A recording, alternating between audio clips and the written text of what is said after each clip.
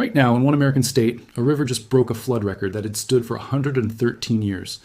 At the same time, hundreds of miles away, tens of millions of people are living under a heat dome so intense it's threatening to break monthly pressure records, dating back to the Dust Bowl. Two disasters, two completely different regions, happening at the exact same moment. Here's the part that should genuinely unsettle you. These aren't two unrelated news stories that happen to land in the same week. They're connected.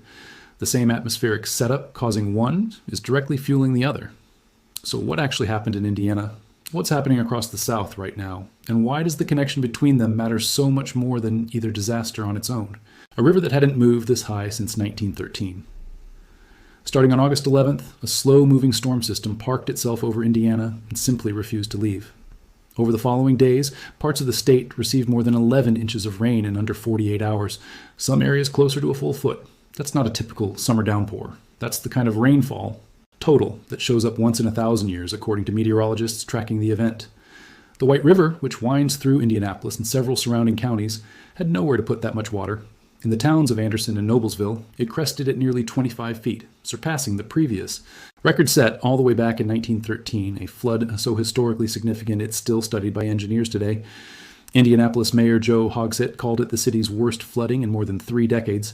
The human toll was immediate and heartbreaking.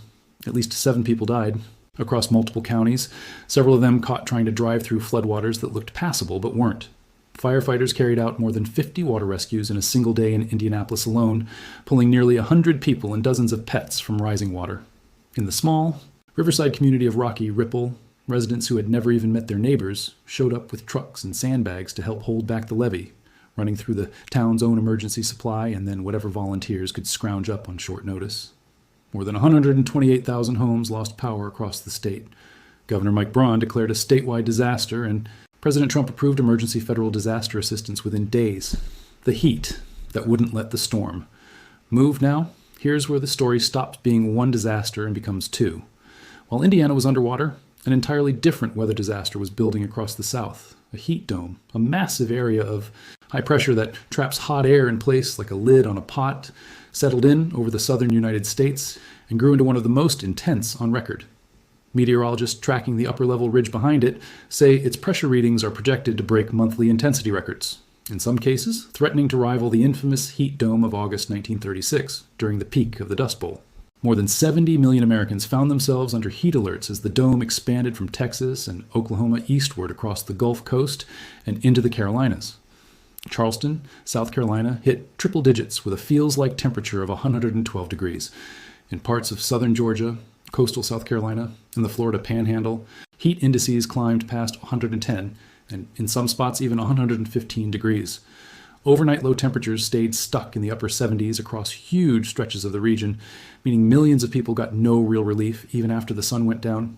A detail meteorologists say matters enormously because a body that never gets to cool off overnight accumulates heat stress day after day instead of resetting. Two disasters, happening at the exact same time, a few hundred miles apart. A third disaster, sitting in the background. It's also worth knowing that these two events didn't happen in a vacuum either. In the same stretch of days, Hurricane Lala skirted past Hawaii's Big Island, dumping more than 2 feet of rain in some areas without ever technically making landfall, while an ongoing drought in the southwest pushed Lake Powell to its lowest recorded level in the reservoir's history. None of that is directly connected to the Indiana South weather system mechanically, the way the flooding and heat dome are tied together, but it adds up to a genuinely striking picture. In the same handful of days, the country was simultaneously dealing with historic flooding, a record-threatening heat dome, a hurricane lashing a Pacific state, and a decades-long drought reaching a new low point, each one demanding its own share of emergency resources, media attention, and public concern at the exact same time. The human cost, county by county. It's worth slowing down on exactly who was lost in Indiana, because the scale of this disaster gets easier to grasp once it's more than just a number. Deaths were confirmed across Delaware, Jennings, Lake, Porter, and LaPorte counties, spanning nearly the entire width of the state. In Jennings County, a 4-year-old boy died when a falling tree crashed through the roof of his bedroom during the storm's initial round of straight-line winds, before the flooding had even begun in earnest. In Delaware County, an 18-year-old incoming Purdue University freshman entering the water with friends during a moment that, in hindsight, looked nothing like the danger it actually was. A 58-year-old woman in the same county died attempting to drive through floodwater. In Porter County, an 86-year-old woman and a 32-year-old man were also confirmed among the dead. Officials repeated the same warning across every briefing that week. It takes only 6 inches of moving water to stall a car engine and just over a foot to sweep one away entirely, undercarriage and all. Several of the deaths across the state traced directly back to exactly that miscalculation. Drivers who believed a flooded road in front of them was passable because it didn't look that deep from behind the wheel. Why these aren't actually two separate stories. Here's the detail that turns this from a coincidence into something genuinely worth paying attention to. According to meteorologists who tracked the event in real time, the same frontal boundary, responsible for Indiana's catastrophic rain, was stalled directly because of that southern heat dome. The boundary tried to push south and simply couldn't. The dome acted like a wall, blocking the front from moving the way weather systems normally do, pinning it in place over central Indiana for days on end.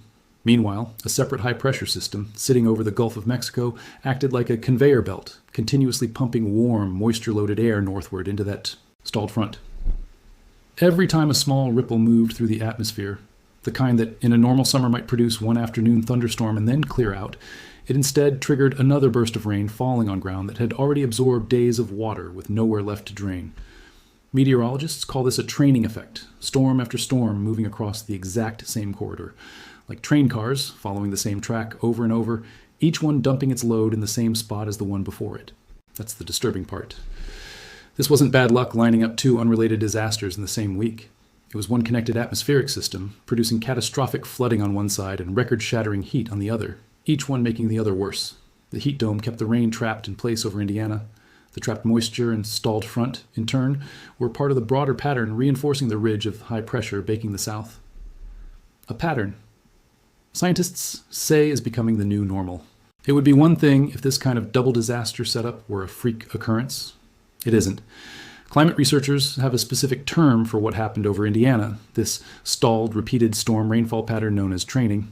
Scientists tracking these events say they've become nearly 3 times more common since the 1950s, tied to changes in how the jet stream behaves as the Arctic warms faster than the rest of the planet.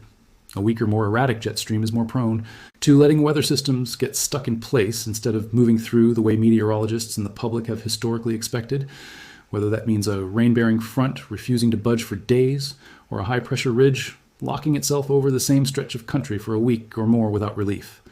The same broader pattern connects to the heat side of this story, too. This has already been one of the most disaster-heavy years on record in the United States.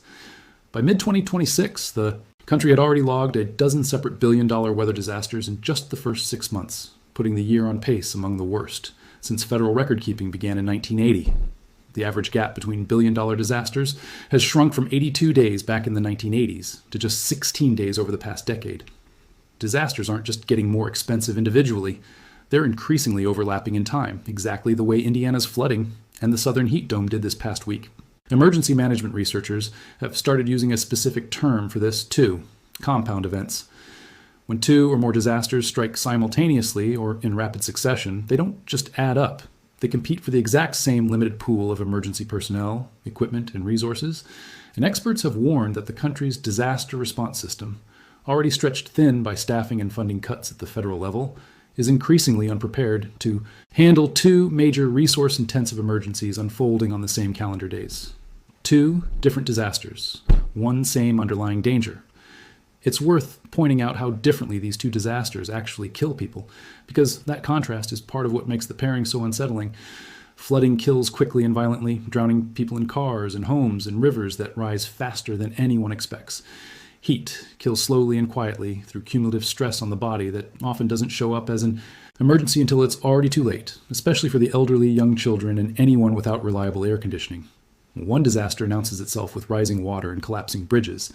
The other creeps in through open windows and overnight temperatures that never quite drop enough, night after night, without ever producing a single dramatic image the way a flooded street does. That difference matters for how each disaster gets covered and how seriously the public tends to take it. A flood makes for undeniable footage: cars underwater, homes surrounded, people in kayaks paddling down what used to be a street. A heat dome mostly just makes for a number on a forecast graphic, easy to scroll past even as it quietly other weather hazard, including hurricanes, tornadoes, and floods combined.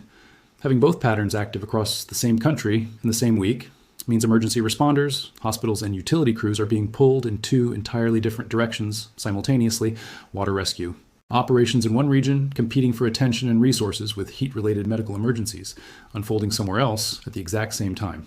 Neighbors, holding the line. Amid the wreckage, one small detail from the town of Rocky Ripple is worth sitting with because it captures something the statistics alone can't. Rocky Ripple is a tiny riverside community tucked inside Indianapolis city limits, no stranger to flooding after past close calls. As water rose toward the town's levee, longtime resident Margaret Brabant put on a life jacket and spent the day directing traffic, not for evacuation, but for the trucks and volunteers pulling in from outside neighborhoods to help reinforce the barrier with sandbags. The town burned through its own emergency supply within hours and kept going anyway, strangers who had never set foot in Rocky Ripple before showing up with shovels because a levee holding back a record flood doesn't care where the help came from, only whether enough of it arrived in time. Where this leaves us. As of this week, floodwaters are beginning to recede across Indiana, and the National Weather Service is warning that the flood threat has now shifted eastward into Ohio, Kentucky, and West Virginia, as the same stalled system continues wringing itself out. The heat dome across the south, meanwhile, is expected to hold its grip for at least another week, with cooler air only beginning to nudge into the region from the north by late in the week, if current forecasts hold. Neither disaster came out of nowhere, and neither one is particularly rare in isolation. Record floods have happened before. Dangerous heat domes have happened before. What's genuinely disturbing about this particular week is what happens when the same broader atmospheric pattern produces both at once, each one feeding directly into the other, rather than existing as two separate, coincidental headlines. That's the real story here. Not just that America got hit by two disasters simultaneously, but that increasingly the systems producing them aren't separate at all. They're two visible symptoms of the exact same underlying atmospheric behavior, showing up in different places, wearing very different faces, on the exact same string of days. And if that pattern continues to repeat as often as recent history suggests it will, the real question isn't whether the next double disaster is coming. It's whether the country's emergency systems, its rivers, its power grids, and its overnight low temperatures will be ready for two at once, rather than the one at a time they were originally built to handle.